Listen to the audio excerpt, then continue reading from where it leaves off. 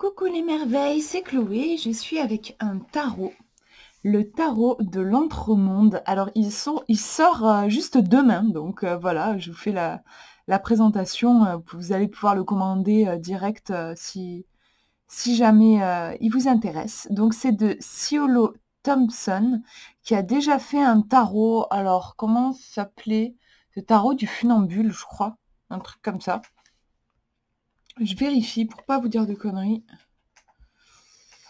Un tarot du funambule. Ouais, c'est ça, le tarot du funambule. Donc, il arrive dans une grosse boîte, vraiment un beau coffret, comme ils font maintenant chez Arcana Sacra.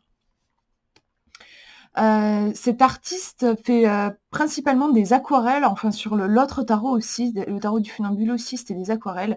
Il y a un côté très épuré avec toujours un fond blanc qui permet vraiment, je trouve, une clarté en fait pendant la lecture. Moi, c'est vrai que quand j'ai des cartes avec un petit peu trop de détails, en plus quand on fait des tirages à plusieurs cartes, ça peut un petit peu parasiter avec un trop plein d'informations. Ici, du coup, moi, j'aime beaucoup ce côté blanc. Ah oui, Ciolo Thompson a aussi fait l'oracle des simples. Donc, c'est avec des plantes. Et là aussi, on retrouve le fond blanc dans l'oracle des simples. Alors, je vous lis le résumé. Découvrez un monde entre les mondes. À la fois étrange et familier, le tarot de l'Entremonde nous plonge dans cet espace intermédiaire entre le mythe et la réalité, entre l'humain et l'animal. Né de la main de la célèbre artiste peintre Ciolo Thompson, créatrice du Line Strider tarot et de l'oracle des simples, ce tarot se compose des 78 arcanes traditionnels suivant le système du Rider-Waite-Smith. Le livre qui accompagne ce jeu unique offre des explications sur chaque carte ainsi que de nouvelles analogies sur les plantes, les planètes et le règne animal. Passionné, l'auteur y partage ses connaissances qui raviront tant les novices que les plus érudits. Osez passer de l'autre côté du miroir et ouvrir les portes de l'entremonde. Votre voyage initiatique commence. Donc c'est un tarot, donc 78 cartes, et puis vous avez le bouquin de 250 pages, et c'est au prix de 32 €. Voilà, je vous montre aussi le dos, que vous voyez le coffret sous toutes ses coutures. Et on va l'ouvrir. Attention, toujoum. Alors ouais, c'est aimanté, toujours, moi j'aime bien, c'est pratique, c'est vachement pratique. Je vous montre la tranche. À l'intérieur, on découvre le livre. Et le tarot qui est rangé ici avec un petit ruban pour le sortir. Allez, je pose la boîte de côté. On va regarder de plus près du coup déjà le livre. Comment il est fait? Alors, on a l'introduction. Je vous laisse faire une pause si vous voulez lire un petit peu. Ils nous disent que les dessins du tarot de l'Entremonde ont été réalisés avec des pigments biologiques broyés à la main sur du papier écru fait main. C'est vraiment, moi j'aime beaucoup les illustrations. Je suis très sensible à l'aquarelle en fait déjà de base. C'est la technique qui me touche le plus. Il y a une sensibilité, je trouve, qui ressort dans l'aquarelle. Ensuite, chapitre 1, lire les cartes. Se servir des significateurs.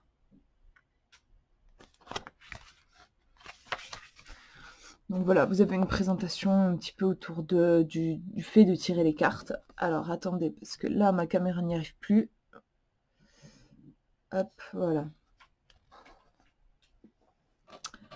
La tour l'emporte sur tout. Donc là, on vous parle précisément de la carte de la tour. La lecture des cartes inversées, puisque c'est un jeu qui peut permettre la lecture des cartes inversées. D'ailleurs, même dans le livret, ça c'est sympa, vous avez vraiment une partie où on va vous expliquer la signification de la carte si vous l'avez tirée en inversé. En tirage, vous avez tirage à 3 cartes. Donc traditionnellement, c'est passé, présent, futur, mais elle vous dit que vous pouvez aussi utiliser en problème, cause, solution. Moi, c'est un tirage que j'aime beaucoup faire. Voilà, ou sinon contexte, point focal, résultat. C'est un tirage que vous pouvez décliner en fait après de plein de façons différentes. Et le tirage à 5 cartes. Donc traditionnellement, c'est le tirage en croix. Mais ici, voilà, aussi avec des petites modifications. Ici, l'idée de le lire aussi en passé, présent, futur, avec les cartes ici au milieu. Et ensuite, eh ben, on a la description des cartes. Alors, je vais vous montrer un petit peu comment c'est fait. Vous avez vraiment autant de détails pour les arcanes majeures que pour les mineurs. Toutes les cartes sont vraiment très bien expliquées. Donc, par exemple, ici, le fou, on a la représentation de la carte en grand. On a les mots-clés, idéalisme, aventure, innocence, décision, spontanéité, prise de risque, naïveté, ouverture d'esprit. Et ensuite, vous avez à peu près une page et demie pour chaque carte. Donc, hop, là aussi, je vous laisse faire une pause si jamais vous voulez lire un petit peu. Et puis, ça continue encore derrière. Donc, vous voyez, elle précise toujours, en fait, vous avez plusieurs... c'est découpé en plusieurs... en plusieurs axes à chaque fois. Au début, elle vous décrit globalement la carte. Par exemple, là, elle vous dit le fou est une carte de nouveau commencement, d'enthousiasme et d'innocence. Comme cette carte représente le 0 ou le point de départ du tarot, elle est pure potentielle. Au niveau un personnage, donc là, elle vous décrit la carte. Au niveau un personnage sautille joyeusement, voilà. Donc là, elle parle de ça. Ensuite, voilà. Donc en fait, en gros, ici, ce premier paragraphe-là, elle vous décrit la carte et elle vous parle un petit peu de sa symbolique de façon globale. Ensuite, elle va détailler au niveau du travail, si votre tirage concerne le travail, elle vous donne sa signification. Elle vous dit ici, le fou représente l'intrépide esprit d'entreprise qui fonce même sans savoir comment les choses pourraient tourner. Et bon, je vous lis pas tout, mais voilà. Après, vous avez, voilà, quand vous voyez cette carte dans un tirage relation, amour, amitié, si votre question concerne une relation, elle vous donne aussi la signification. On vous dit qu'elle vous conseille en général d'accepter l'aventure, de garder un esprit ouvert et d'essayer quelque chose de nouveau.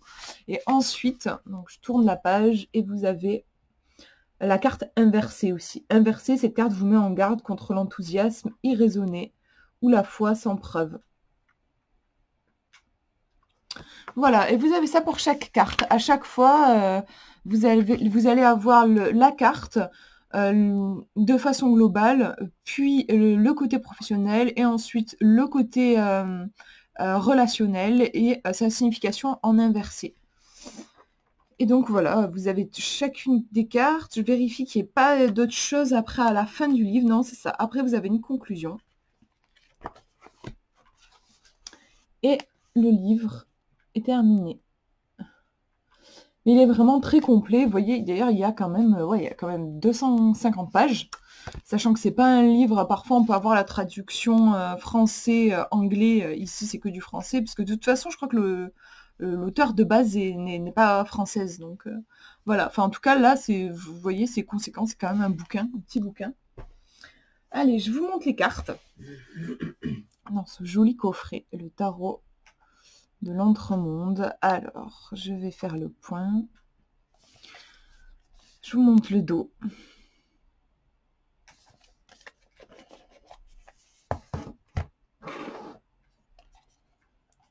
Passer d'un monde à l'autre.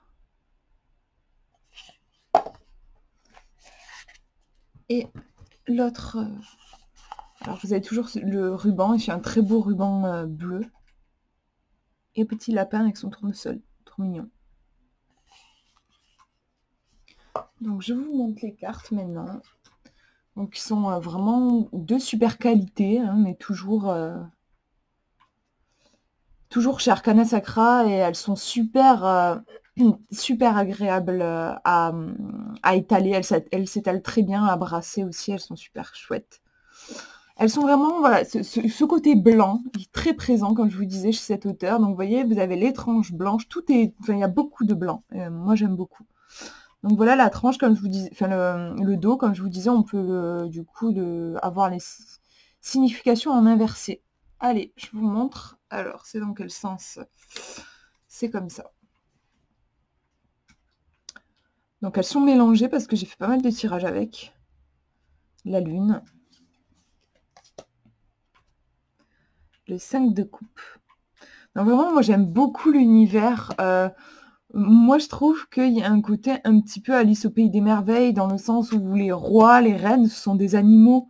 On est dans un univers onirique que j'aime beaucoup, moi. Donc souvent, vous voyez là, par exemple, la grenouille habillée, souvent du coup, ce sont des animaux qui sont habillés, qu'on imagine, qui vont nous parler. La tempérance, absolument magnifique. On a un roi tigre ici pour le roi de bâton.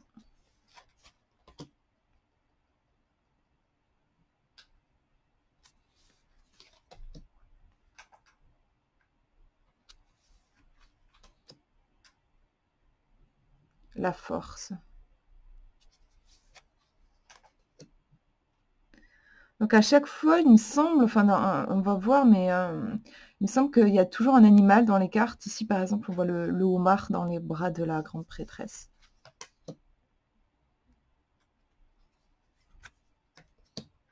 Le roi de coupe.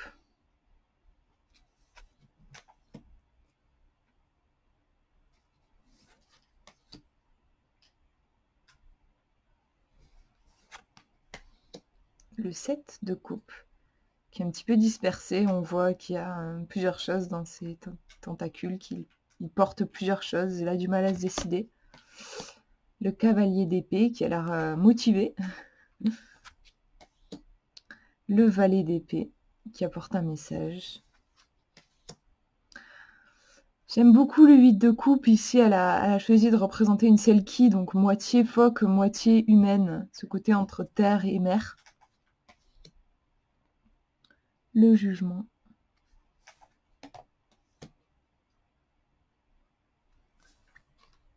Les coupes, ce sont vraiment mes préférées. J'ai toujours un faible pour les coupes dans le tarot, mais en plus, là, je trouve, à l'aquarelle, ça ressort vraiment super bien, le côté haut.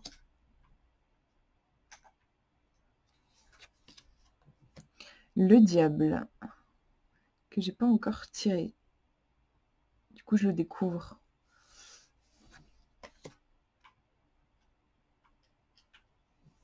Le 2 d'épée, pas mal, vraiment le côté faire l'autruche. Très joli avec ce jaune feu qui fait ressortir. 7 d'épée. Donc on a vraiment, surtout là dans cette carte, on le voit, mais on a un côté mi-humain, mi-animal en fait. Parfois. Les amoureux.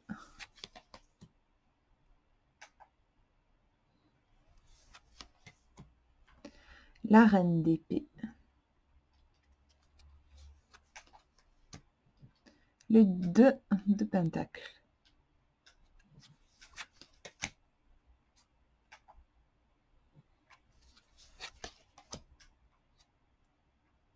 Le 5 de pentacle.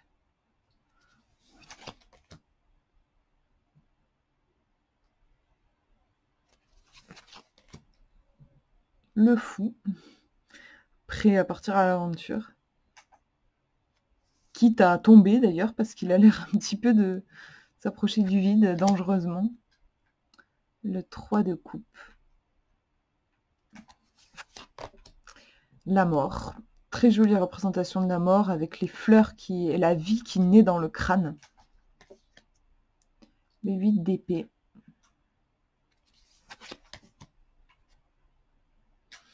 Le 4 de pentacle, on a ce singe qui est en train un petit peu de s'accrocher à ses possessions matérielles.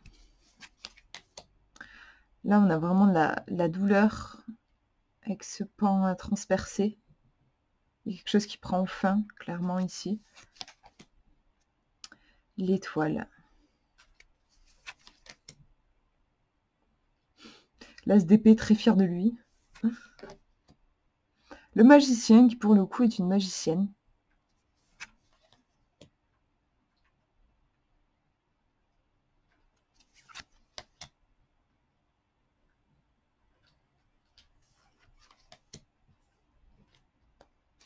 C'est le valet de pentacle. 4 de coupe.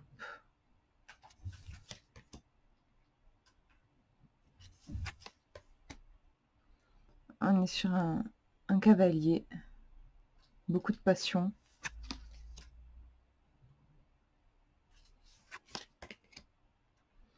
Trois d'épée. Il y a un côté trahison avec le rouge, les flèches qui transpercent, douleur. Le soleil représenté par un tournesol avec le lapin.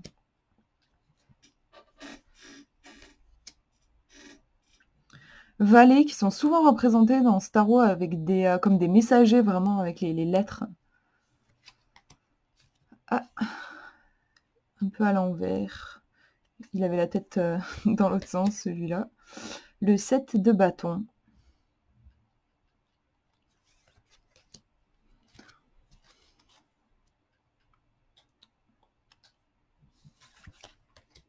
Le monde.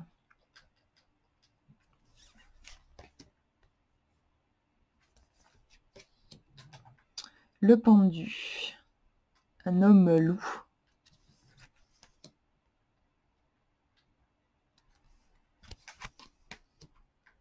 Le 4 d'épée.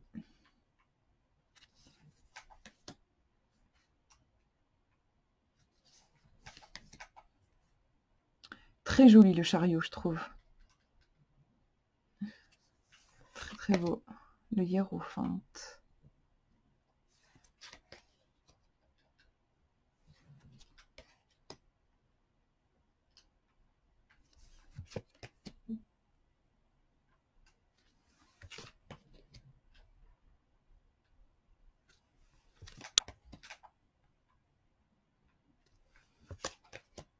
La tour, qui ici en fait est une sorte de phare qui se fait avaler par l'océan.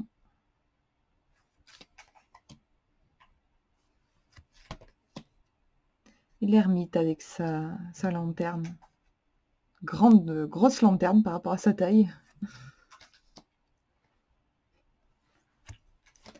Et le dernier, le cavalier de Pentacle sur sa tortue.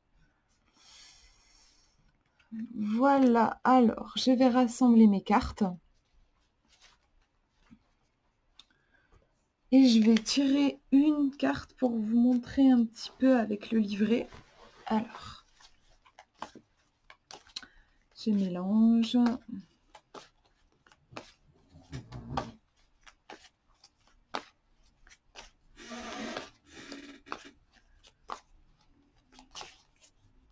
On va voir la carte qui veut sortir.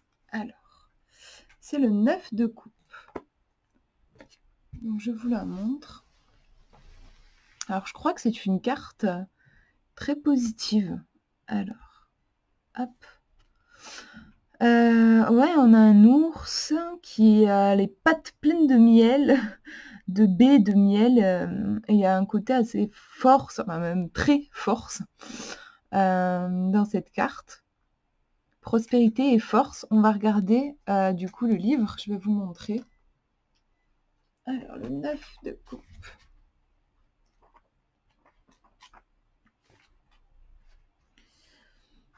Voilà les mots-clés. Satisfaction des désirs, bonne chance, promotion, récompense, bonheur. Donc c'est chouette, c'est une très belle carte, très positive.